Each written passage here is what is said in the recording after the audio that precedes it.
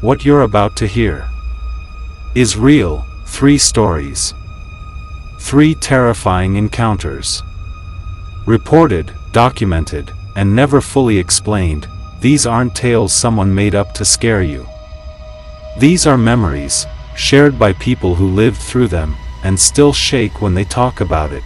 So now, it's up to you to decide if you believe them or not, but just remember, darkness hides best in the places you least expect.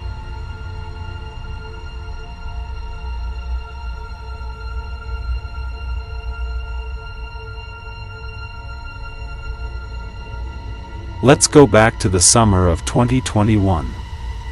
I was 27, living alone in a small second-floor apartment in Reno, Nevada. It wasn't much, just a 1-bedroom unit above an auto repair shop, but it was affordable and quiet, which is all I really needed.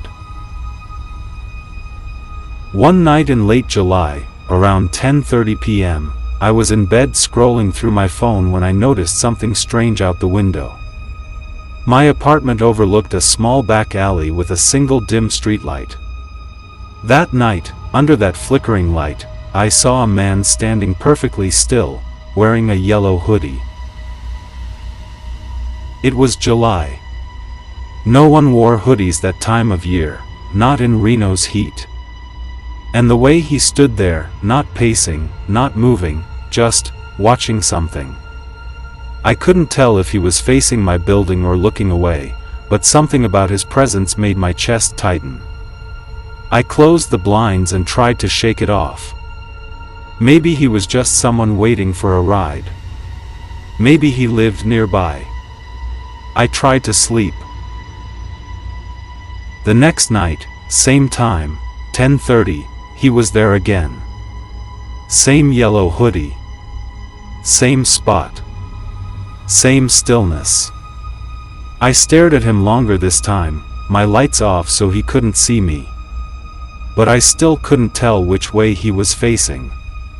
There was something deeply unsettling about him, something unnatural. After a while, I shut the blinds again. But the next night, he was there again.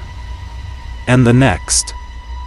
For 5 nights in a row, always at the same time. That 5th night, I called the non-emergency police line and reported a loiterer. An officer came out about 20 minutes later. I watched from the window as he talked to the man. But what happened next sent chills down my spine. The officer turned around, looked up toward my window, and shrugged. Then walked back to his cruiser, alone. The man in the yellow hoodie was gone, vanished, just like that. I didn't sleep that night. The following evening, I stayed at a friend's place across town. I didn't want to go back. But I had to eventually. When I returned 2 days later, nothing seemed out of place. I hoped maybe it was over. Maybe I imagined it. Maybe stress or isolation had played tricks on me. Until I opened my front door. Sitting in the middle of my kitchen floor was a yellow hoodie, folded perfectly, as if someone had carefully placed it there. No sign of forced entry. No prints. Nothing stolen, just that yellow hoodie. I moved out 2 days later. I never went back. And here's the thing, I asked the auto shop downstairs if they had security cameras facing the alley. They did. But when they pulled up the footage, the alley was completely empty every single night. No man. No hoodie. Just an empty street. And this wasn't just a story.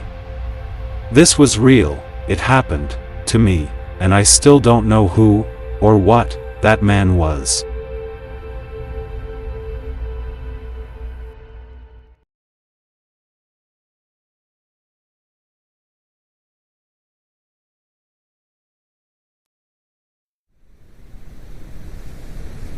If you ever find yourself alone in a dense, dark forest, the kind where the trees crowd together so tightly that even the moonlight struggles to break through. Beware. Because out there, hidden between the shadows, there might be something watching you. Something not quite human. Something tall, far taller than any man should be. Let me take you back to the summer of 2017, deep in the remote forests of Oregon, where a group of friends encountered a presence so chilling, it haunted their memories forever. It was a late summer evening when four friends, eager for adventure, set out to camp in one of Oregon's most secluded forest areas. The first night passed quietly.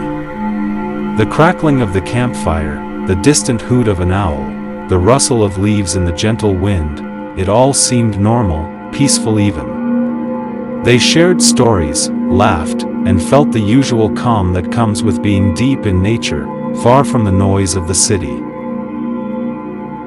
But on the second night, as darkness wrapped itself tighter around the trees and the moon disappeared behind thick clouds, Josh, one of the friends, decided to step out alone to relieve himself.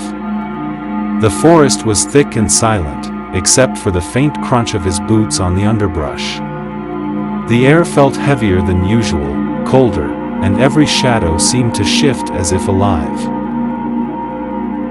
Then, from the corner of his eye, he saw it. A figure. Standing motionless between two large pine trees, barely visible in the dim light.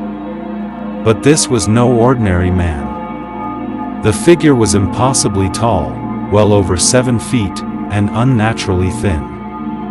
Its limbs seemed elongated, moving with a grace that was almost unnatural. The way it stood, completely still yet somehow poised, made Josh's skin crawl. Josh froze. His breath caught in his throat. The figure did not move, did not make a sound. It just watched. Its presence was overwhelming, an eerie silence seemed to fill the space around them, pressing down like a heavy weight. For what felt like minutes but could have been seconds, Josh was locked in place, unable to look away or run.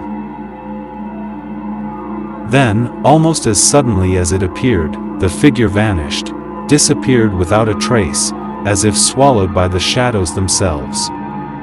Josh stumbled back toward the campsite, heart pounding, hands shaking. The next night, the group's friend Emily spotted the figure again, this time closer to the campsite. She grabbed her phone to film, but all she caught was blurry shadows and the faintest rustling of leaves. The fear among the friends grew, and they debated whether to stay or leave, but none dared to venture out alone anymore. Fear gripped the group. They packed their gear and left the forest at dawn, never to return. The forest, once inviting and serene, had become a place of dread and mystery. Since then, locals have reported similar sightings, a tall, silent man roaming the forest depths. Some say he's a guardian, others a hunter. Whatever he is, those who have seen him don't forget. His legend has grown, whispered around campfires and in hushed conversations.